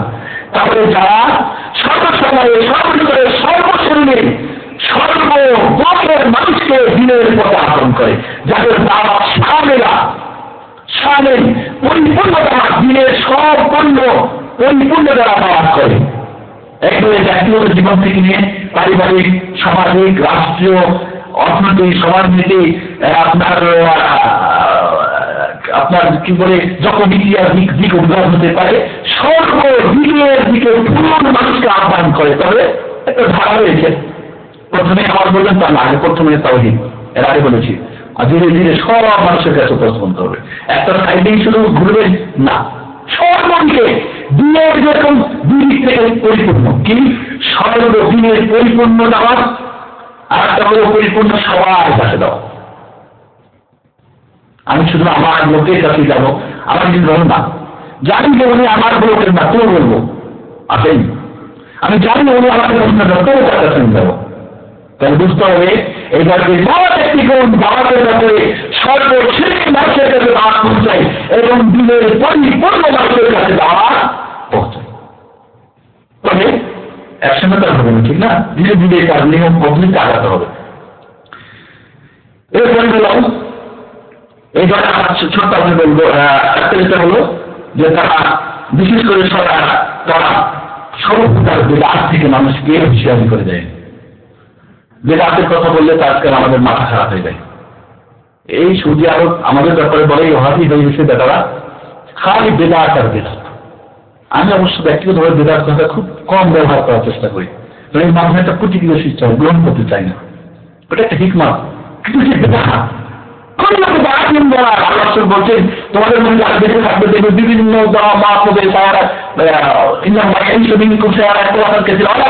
দেখবে عليكم بسنتي وسنة الخلفاء الراشدين المهديين عضوا عليها بالنواجذ। দেখতে আমার এবং সাহাবায়ে কেরাম খোলাফায়ে রাশিদিনের সুন্নতকে তোমার মজবুত রাখতে হবে। ওই যে তোমার মাহদাসাতিল উমুর সর্বপ্রকার বেদাত থেকে তোমরা বিরত থাকবে, কারণ সর্বপ্রকার বেদাত পথভ্রষ্ট নিয়ে যেতে মানুষকে জাহান্নামের দিকে। তো যে কারণে সর্বসময় বলেন না, অনেক সময় আমাদের ভাইরা আছে বলে এটাও যায় ওটাও যায়, মেজাজ করা করলে এত অসুবিধা নেই। দাওয়াত দিতে গেছেন, কারণ যদি বলবেন না বেদাত গ্রহণ করবে না, এটা হিকমত নয়। এটা হিকমত নয় যে কোনো ব্যক্তি বেদাতের উপরই প্রতিষ্ঠিত থাকবে, শিরকের উপরই প্রতিষ্ঠিত থাকবে, নামাজ পড়ো না, এটা হিকমত বলে না। বলেন তার মধ্যে শিরক, তাদের তোমার মধ্যে শিরক রয়েছে, আগে শিরক এবং বেদাত এটা অভিরাগে উঠান পাপড়ে নামাজের দাওয়াত, কিসের উপর নামাজ পড়তে বলবেন আপনি? বলে এটা বললেন তো না, এখানে কোনো হিকমত নেই। তাহলে শ্রমিকদের ব্যাপার সরাসরি শিরকে এবং বেদাতের সঙ্গে কোনো এখানে হিকমত না, টাকা বুঝিয়ে তবে আপনি কৌশলে আসতে বুঝাতে হবে। আপনি বলবেন এটাও যায় ওটাই যায়, এরকম অনেকেই দাওয়াতের ব্যাপারে কৌশল অবলম্বন করে, বলে এটাকে কৌশল বলে না, যেন এটা দিনকে ধ্বংস করে দেওয়া যাবে। এই জন্য যারা সর্বসময় বেদাত এবং শিরকের বিরুদ্ধে সোচ্চার, সর্বসময়ের সাথে লিখনের মাধ্যমে, কলের মাধ্যমে, যে কোনো মাধ্যমে যারা বেদাতের বিরুদ্ধে সবসময় জ্বলন্ত কণ্ঠে যারা উচ্চারণ করে মানুষের কাছে পৌঁছায়, এরা ওই দলের। এরপরে আছে যে এই পর্যায়ে সর্বপ্রকার বেদাত এবং সর্বপ্রকার মুনকারের জন্য তারা কি করে মানা করে। এজন্য বিশেষ করে সরকারি পর্যায়ে, রাষ্ট্র পর্যায়ে, বিধানের পর্যায়ে, হুকুমের ব্যাপারেও যারা সোচ্চার তাহলে এটা মুনকার। রাষ্ট্র পর্যায়ে মানুষের বিধান হতে হবে, এই বাড়িটা সোচ্চার এই মানুষের কাছে পৌঁছায়। এরপরে যেটা হলো শেষ করছি আমি, জেহাদের দিকে মানুষকে আহ্বান করে। জেহাদ অর্থ দিয়ে হতে পারে, কলম দিয়ে হতে পারে, মুখ দিয়ে হতে পারে, অর্থ দিয়ে হতে পারে, জীবন দিয়ে হতে পারে। জেহাদ আহ্বান হতে পারে, কেফায় হতে পারে। অবস্থা বুঝে যারা মানুষকে জেহাদের দিকে আহ্বান করে। বন্ধুগণ, আজকে জেহাদ ছেড়ে দেওয়ার কারণেই আজকে মুসলিম জাতির যত লাঞ্ছনা আর যত আজকে বর্বরিত আর পদমথিত এবং তাদের আজকে দুরবস্থা, আজকে জেহাদ আমরা ভুলে গিয়েছি। জেহাদ আমরা শয়তানের শুরু করতে পারি না, নির্বাচন শুরু করতে পারি না, মুসলমান ফাঁসেকে আমরা জেহাদ করতে পারি না। অনেকে আবার আমরা মুসলিমদের সঙ্গে জেহাদ করার বড় বড় বলি ছাড় না, নিজে জেহাদ করতে আসলে। তবে এর মানে এই না যে মুসলিমদের সঙ্গে জেহাদের রাত আসলে আপনি বলবেন না আমি যখন শয়তানের সঙ্গে জেহাদ করতে পারছি না, আপনি বলবেন না। কিন্তু করলে আপনাকে আসতে হবে। জেহাদ চার প্রকার, নাফসের সঙ্গে জাহাজ করা, ইবলীসের সঙ্গে, শয়তানের সঙ্গে জাহাজ করা, মুসলমান ফাঁসে অনেকে নামাজ পড়া, অনেক কিছু করা, তাদের সঙ্গে জাহাজ করা, কোশিশ করা, তারপরে আপনাকে ফিরে গিয়ে কাফের সঙ্গে জাহাজ করা। তবে এই না যে ওইটা যা আসার পরে বললেন যে না আমি এখন প্রস্তুত না। বন্ধুগণ, তো যা আসার সময় এই জাহাজে জাহাজে ঝাঁপিয়ে পড়ে, তারাও হচ্ছে কাফের একটি গুণ। যার সময় যাচ্ছে না, আমি সংক্ষিপ্ত আরেকটা বলবো, যারা রাসূলুল্লাহ সাল্লাল্লাহু আলাইহি ওয়াসাল্লামের চরিত্র 23টি বছরের বাস্তব যে রূপ, এটা যারা নিজেদেরকে লুকিং গ্লাস মনে করে, আয়না, তার জীবনে রাসূল সাল্লাল্লাহু আলাইহি ওয়াসাল্লামের 23টি বছরের জিন্দগি কত হাতের আয়নাকে সামনে রেখে এটাকে মনে করে আয়না, আর নিজের ভুল ত্রুটি দোষ ত্রুটি এটা দিয়ে যে মাপার চেষ্টা করে, অন্য কিছু না, অন্য কোনো আয়না না। বুঝতে পেরেছেন? যারা নিজেদের দোষ ত্রুটি ভালো মন্দকে দেখার জন্য রাসূল সাল্লাল্লাহু আলাইহি ওয়াসাল্লামের চরিত্রকে সামনে রেখে দেখার চেষ্টা করে, অন্য কোনো রঙের অন্য কোনো বড় আয়না অন্য কোনো ধোকায় তারা ধরার চেষ্টা করে।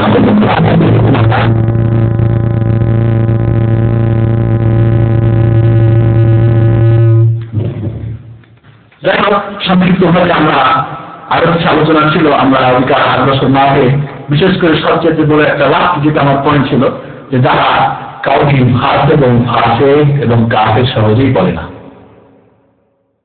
হঠাৎ করেও ফাঁসেরও খারাপ ও মন্দ এটা ওটা অনেক কিছু, ও তো মিস্টার বাবু, তমুক বাবু তার এটা ছিল না ওটা ছিল না, ও কাফের। এই মোহাম্মদ বিন আব্দুল ওয়াহাব, যার নামে ওয়াহাবি বলা হয়, যিনি এই সৌদি আরবের বুকে শিরক ও বিদআতকে উৎখাত করার জন্য তার সর্বাত্মক চেষ্টা করেছিলেন, জিহাদ করেছিলেন। হ্যাঁ, কোরআন হাদিসের আলোকে আমরা বলতে না যায় একজন আজকে ভারত মহাদেশে বেদাতিরা এক ওই পঞ্চে কাজের করতে আজ পর্যন্ত বেড়ে গেছে। বুঝতে পারছেন? এই ধরনের যারা বিভিন্ন সময়, তো যারা যেই জগৎটি বা যারা সহজেই কাউকে কাফের ফাঁসের বলা বলি করার চেষ্টা করে না, কাফের ফাঁসের মশালাটা ইনশাআল্লাহ কোন সময় হয়তো আলোচনার প্রয়োজন রয়েছে, তাকে কাফের বলা যাবে, ফাঁসির বলা যাবে, কিভাবে বলা যাবে, কোন পর্যায়ে বলা যাবে, এটা বিরাট একটা আমাদের আকীদা, আমাদের ধারণা থাকা উচিত। যাই হোক বন্ধুগণ, এবার আপনাদেরকে বলবো তৃতীয় যেটা পয়েন্ট, তাহলে যদি আপনি এখন ভাবেন যে আপনি ওই দলের একজন, আপনি চেষ্টা করে বা আপনি নিজেকে বিবেচনা করে পাচ্ছেন যে আপনি একজন, আপনার তাহলে করণীয় কি? প্রথম কাজ হচ্ছে আপনার নিজের দিন কোরআন হাদিসের আলোকে আপনার দিনের ব্যাপারে সঠিক জ্ঞান অর্জন করা, এক। 2 নম্বরে হলো যে এই ধরনের যারা অন্য কেউকে আপনি ভাবছেন যে এই পথ এই সিলেবাসে তার জীবন করতে চায়, তার সঙ্গে আপনার সম্পর্ক করা, বিচ্ছিন্ন না থাকা। বুঝতে পেরেছেন? 3 নম্বর কর্তব্য হচ্ছে যে আপনার 3 নম্বর হচ্ছে যে আপনি এই দাওয়াতটাকে, এই সঠিক মানহাজটাকে, সিলেবাসটাকে নিজের উপর আমল করছেন, অন্যের সঙ্গে সম্পর্ক করেছেন। 3 নম্বরে সবাই মিলে তাহলে দুইজন আপনিরা অন্যের কাছে দাওয়াতটা পৌঁছান। এই 3টা হলো মূলত দায়িত্ব। অনেকগুলি দায়িত্ব মনে পরিচয় কেমন পাবো, কিছু বাহ্যিক পরিচয় রয়েছে। প্রথম পরিচয় হচ্ছে যে দলটির সংখ্যা অত্যন্ত কম হবে। আল্লাহ শুনতেও পারি বলা এই গরিব লোকগুলির শুভ সংবাদ আল্লাহ জিজ্ঞেস করি না, রাসূলুল্লাহ আল্লাহ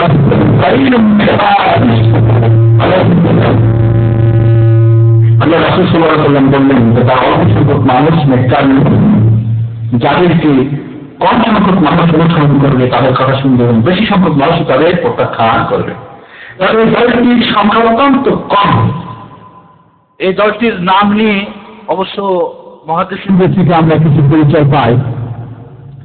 দেখুন, এই দলটি সম্পর্কে আব্দুল্লাহ ইবনে মুবারক, একজন বিখ্যাত মুহাদ্দিস, তিনি বলছেন এই দলটি হচ্ছে আসহাবুল হাদিস। আসহাবুল হাদিস, আসহাবুল মুহাদ্দিসিন কিরাম তাদের যে মানহাজ ছিল সেটা কি ছিল? কোরআন আর হাদিস। কোরআনকে হাদিস বলা হয়, হাদিসকে হাদিস বলা হয়। আল্লাহ বলছেন আল্লাহ নাযালা আহসানুল হাদিস, কোরআনকে আল্লাহ রাব্বুল আলামিন হাদিস বলছেন, আর হাদিস তো হাদিস। আল্লাহ রাসূল বলছেন আহসানুল হাদিস কিতাবুল্লাহ, সবচেয়ে উত্তম কথা হচ্ছে আল্লাহর কিতাব। তাহলে কোরআন এবং হাদিসের জীবন যারা করতে চায় এরাই হচ্ছে দলটি। ঠিক এইভাবে আমরা দেখতে পাই আলী ইবনুল মাদিনী, ইমাম বুখারী রাহমাতুল্লাহ আলাইহির শিক্ষক, তিনি এই কথাই বলছেন হুম আসহাবুল হাদিস, যারা হাদিস ওরা কোরআন হাদিস নিয়ে যাদের জীবন করতে চায় এরাই ওই দলটি। ইমাম আহমদ বিন হাম্বল রাহমাতুল্লাহ আলাইহি বলছেন যে যদি আসহাবুল হাদিসরা এই দলটা না হয় অন্য কে আমার জানা নেই, অন্য কোনো নামে এই দল আমার কাছে পরিচিত নাই। যদি হয় তাহলে আসহাবুল হাদিস, মুহাদ্দিসিন যারা, হাদিসওয়ালা যারা, কোরআন হাদিসের যারা কালা কালা রাসূল বলে, তারাই এই দলটি। এজন্যে আব্দুল কাদের জিলানী রহমাতুল্লাহ আলাইহি বলেন, রহমাতুল্লাহ আলাইহি, আব্দুল কাদের জিলানী রহমাতুল্লাহ আলাইহির উপর বেশি বেশি করে রহম পোষণ করবেন, কারণ তার নামে যত শিরক বিদআতের আখড়া করা হয়েছে আল্লাহ যেন তাকে মাফ করেন। তিনি সত্যিকারে একজন হকপন্থী ফিরকাতুন নাজিয়ার লোক ছিলেন। তার বই যদি পড়েন তো আশ্চর্য হয়ে যাবেন। যেভাবে আমরা বলছিলাম যে বিনাতুল তালিবের মধ্যে আব্দুল কাদের জিলানী রহমাতুল্লাহ আলাইহি কথা বলেছেন, সেই একজন আহলে সুন্নাহ ওয়াল জামাআহ, আহলে সুন্নাহ ওয়াল জামাআহ। আহলে সুন্নাহ তো না, কোরআন আর হাদিস, আর জামাআহ মানে যারা জামাতবদ্ধ থাকে, যারা আপসের মধ্যে সম্পর্ক গড়ে থাকে, বিচ্ছিন্ন হয়ে থাকে না। আর তারা আসহাবুল হাদিস ছাড়া অন্য কেউ আমার জানা নেই। এজন্য এই নামের বিষয় নিয়ে অনেকে হয়তো আসহাবুল হাদিসের নাম দিয়ে বিশ্বাস করতে হলো, হ্যাঁ, আসহাবুল হাদিস নাম দিয়ে মানুষ তো না, ওই যে সমস্ত ভুলের কথা উল্লেখ করা হয়েছে সেটাই হতে পারে। সেই যুগে, তাদের যুগে, সেই সময় আসহাবুল হাদিসের পরিচয় ছিল তাদের। এখন হয়তো অন্য নামের পরিচয় হতে পারে, এখন বর্তমানে অন্য নামের পরিচয় হতে পারে, কোনো অবাধ্য কিছু হতে পারে, অতীত নাম হতে পারে, কোনো নাম নাও থাকতে পারে। এজন্য আপনাদের বলবো যে নাম নিয়ে ব্যস্ত না হয়ে আমরা বলার সুন্দর বলবা সংখ্যা অত্যন্ত কম হবে। 2 নম্বর, যাদের আল্লাহ রাসূল বলছেন যারা এদের দুশমন করবে তাদেরকে কোনো ক্ষতি করতে পারবে না।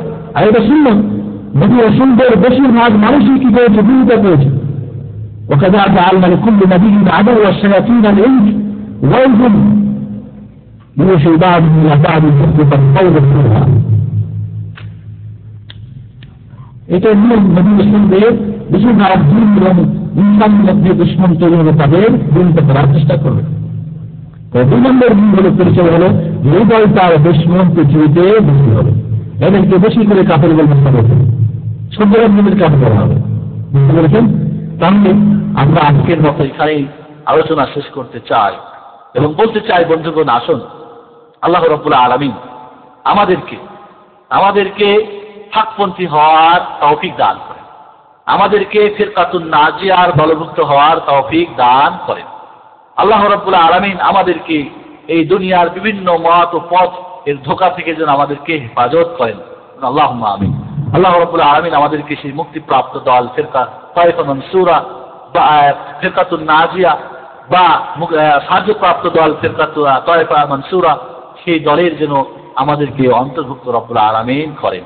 বন্ধুগণ, শেষে আপনাদের কাছে একটা আমার অনুরোধ থাকবে, আজকের আলোচনা যেন আমরা কেউ কথা না বুঝি যে আজকের আলোচনা কোনো ব্যক্তিকে, কোনো দলকে, কোনো একে আমরা এখানে টার্গেট করে কিছু বলতে চাই। আপনাদের কাছে এটুকুই বলতে চাই যে আজকের আলোচনা আমাদের জন্য হয় হক জানার এবং সে অনুযায়ী আমল করার। ফিরকাতুন নাজিয়া কে এবং তায়েফা মানসুরা কে, এর গুণাবলী কি, এ সম্পর্কে আমাদের সঠিক একটা ধারণা থাকা উচিত। না হলে হতে পারে হয়তো আমি 72-এর কোনো একটা হতে পারি। তাহলে সকলেই যেহেতু আমাদের উদ্দেশ্য ওই 73 নম্বর যে দলটি, ওই দলটি যেহেতু আমরা হতে চাই, বা যেই দলটি জান্নাতি দল, ওই দলটি যেহেতু সকলেরই কাম্য কিনা, তাহলে আজকে আলোচনা কি প্রয়োজন ছিল কি ছিল না? ওই জন্য আজকে আলোচনা, এটা আমানত। হক জানলে, আমানত থাকলে পৌঁছায় দিতে হবে, এটা অন্য কোনো উদ্দেশ্য নেই। আমরা যেন ভুল বোঝাবুঝি না করি, একে অপরের জন্য কালকে থেকে আমরা বলি তাহলে এটা কারা, কি নাম কি। আপনি এই সিলেবাসে আপনি নিজেই তৈরি হন, খোঁজ করার আপনার দরকার নেই কে আছে ওর মতো আপনি চলবেন না। আপনি সেই সিলেবাস পড়েন, জানেন, খোঁজ করেন, এবং আপনি একক হলেও আপনি উম্মাত, একক হলেও আপনি জামাত, আপনি একক হলেও সেই ফিরকাতুন নাজিয়া, এবং এদের দল অত্যন্ত কম হবে, অধিকের আপনি ধোঁকা জালে কিন্তু পড়ার চেষ্টা করবেন না। আল্লাহ রাব্বুল আলামিন আমাদেরকে আবারও বলবো ফিরকাতুন নাজিয়ার অন্তর্ভুক্ত হওয়ার তৌফিক দান করেন। আকুলু কাওলি হাযা আস্তাগফিরুল্লাহ ওয়া আতুবু ইলাইহি মুসলিম ফাস্তাগফিরু ইন্নাহু গফুরুর রহিম। আসসালামু আলাইকুম ওয়া রাহমাতুল্লাহি ওয়া বারাকাতুহু। আমাদের কিছু প্রশ্ন আছে, সংক্ষেপে আমি বলবো। তো প্রথম প্রশ্ন হচ্ছে আমাদের, ফিরকাতুন নাজিয়া বা মুক্তিপ্রাপ্ত দল, এই কথাটা আমরা কোন হাদিসের আলোকে গ্রহণ করেছি? হাত উঠাবেন আপনারা, কে যা উত্তর দিতে চান হাত উঠাবেন। ফিরকাতুন নাজিয়া বা মুক্তিপ্রাপ্ত দল, এই কথাটা আমরা কোন হাদিসের আলোকে পেয়েছি? এভাবে তো আর হাদিসে নাই। জি, কোন হাদিসের আলোকে? হাদিসটা বলতে হবে সংক্ষিপ্ত, তার মর্মটা কোন হাদিসটার আলোকে? আমি কোরআন বই নাই, কোন হাদিসের আলোকে? হাদিসটা কি? প্রশ্নটা বুঝেছেন? হাদিসটা কি তার মর্মত? আমি কোথায় মিশকাত আছে না আবু দাউদে সেটা চাই নাই। হাদিসটা কি? বারবার যে হাদিসটা আজকে মূল আলোচনায় সেই হাদিসটা। হ্যাঁ, তাহলে আমি উত্তর দিই নাকি? হ্যাঁ, হাদিসটা কি? মর্মটা বলে। একটা দল হবে মুক্তিপ্রাপ্ত জান্নাতি, তাই মুক্তিপ্রাপ্ত, যারা জান্নাতি তাই মুক্তিপ্রাপ্ত। নাম কি? যে 2 নম্বর প্রশ্ন হচ্ছে আমাদের, যে দলটির আরেকটা নাম আছে তায়েফা মানসুরা, সাহায্যপ্রাপ্ত দল। সাহায্যপ্রাপ্ত দল, এটা কোন হাদিসের আলোকে? জি, সাহায্যপ্রাপ্ত দল কোন হাদিসের আলোকে এই নামটি? বলেন। আমি আরবিটা পড়ে দিই, আপনারা কি বুঝতে করে দেন। লা তাযালু তায়েফাতুন মিন উম্মতি যাহিরিন আলাল হক লা ইয়াদুররুহুম মান খাযালাহুম হাত্তা ইয়াতি আমরুল্লাহ ওয়া হুম আলা যালিক। এই হাদিসটার আলোকে হাদিসটা কি বলেন, মর্মার্থ কি বলেন? একটু বলেন, যে বলেন, তাড়াতাড়ি বলেন। হ্যাঁ, না, জি, কেউ নাই। আল্লাহ রাসূল সাল্লাল্লাহু আলাইহি সাল্লাম বলছেন যে আমার উম্মতের একটা ছোট্ট দল, তারা হাতের উপরে প্রতিষ্ঠিত থাকবেন, তাদেরকে কেউ কোন প্রকার ক্ষতিকারকরা ক্ষতি করতে পারবেন না, কিয়ামত পর্যন্ত তারা হাতের উপরে প্রতিষ্ঠিত থাকবে। তাহলে তারা আল্লাহর পক্ষ থেকে সাহায্যপ্রাপ্ত দল না? এই হাদিসের আলোকে এদেরকে সাহায্যপ্রাপ্ত দল বলা হয়। তাহলে এই পুরস্কারকে আমি নিব? জি, তাহলে আমার নাম লিখলাম। তাহলে প্রশ্ন এটা 3 নম্বরে বলি, একটা গুণ বর্ণনা করেন ফিরকাতুন নাজিয়া। জি, এরপর আমাদের প্রশ্ন হচ্ছে, আল্লাহ রাব্বুল আলামিন একত্রিত হয়ে আমাদেরকে থাকতে আহ্বান করেছেন, এই ব্যাপারে একটা কোরআনের আয়াত উল্লেখ করা হয়েছে, আয়াত উল্লেখ করেন। জি, নাম কি আপনার? জি, এরপরে প্রশ্ন হচ্ছে আমাদের যে ফিরকাতুন নাজিয়ার অন্য একটি গুণ উল্লেখ করেন, যেটা উল্লেখ করেছে ওটা ব্যতিরিক্ত। জি,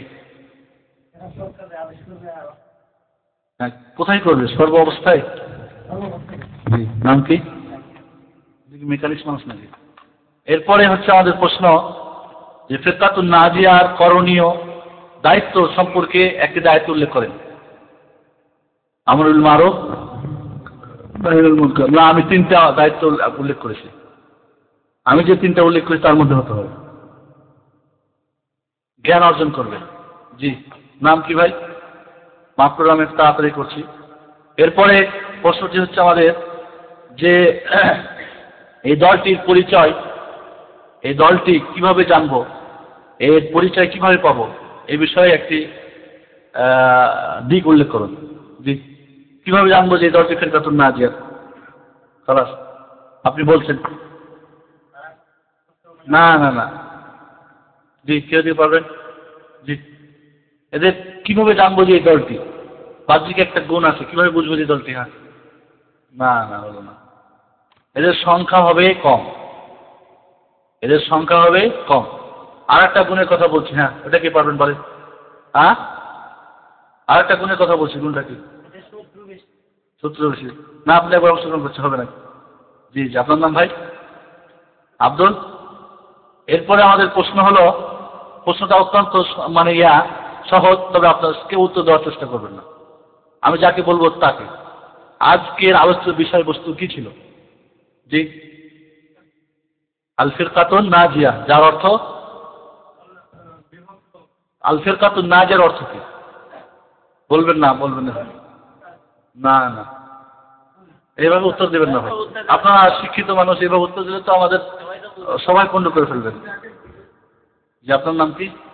এরপর আমাদের প্রশ্ন হলো, আজকে আমাদের আলোচনার মধ্যে এসেছে যে ফিরকাতুন নাজিয়া যারা, তারা, তাদের ব্যাপারে আল্লাহ রাসূল সাল্লাল্লাহু আলাইহি সাল্লাম 2টি হাদিস উল্লেখ করেছেন। আল্লাহ রাসূলকে জিজ্ঞেস করা হলো তারা কারা? আল্লাহ রাসূল 2ভাবে বর্ণনা দিয়েছেন, ঠিক না? তো 2টার মধ্যে যে কোনো একটা হাদিস, যেটা আর আল্লাহ রাসূল বলছেন, দ্বিতীয় যে হাদিসটা আমি উল্লেখ করেছি সেই হাদিসটা কি? না, আপনি একবার অংশগ্রহণ করছেন। ফিরকাতুন নাজিয়ার পরিচয় দিতে গিয়ে আল্লাহ রাসূল যে কথাটা বলেছেন সেই কথাটা কি? মুমতাজ। কি নাম ভাই? হ্যাঁ, আমাদের লাস্ট সৌভাগ্যবান, জানি না কে, আজকের লাস্ট প্রশ্ন আমাদের হবে, আমাদের আলোচনায় আজকে এসেছে যে মহান রব্বুল আলামিন আমাদেরকে বিভিন্ন দলে বিভক্ত হওয়া থেকে বিরত থাকতে বলেছেন। এর পক্ষে একটি কোরআন আয়াত বলেন। জি, আপনি অংশগ্রহণ করছেন না? হবে না। এটা আমরুল মারুফ ওয়ান নাহি আনিল মুনকারের আয়াত, ঠিক না? ধরি না আপনার উত্তর, সময় নেই। বলেন নাম কি ভাই? মাফ করবেন, নাম কি? হ্যাঁ, মাশাআল্লাহ, আয়াতটা মুস্ত করেছেন জন্য ধন্যবাদ। রিয়াজউদ্দিন না? তো বন্ধুগণ, আজকের মতো আমরা এখানেই শেষ করতে চাই।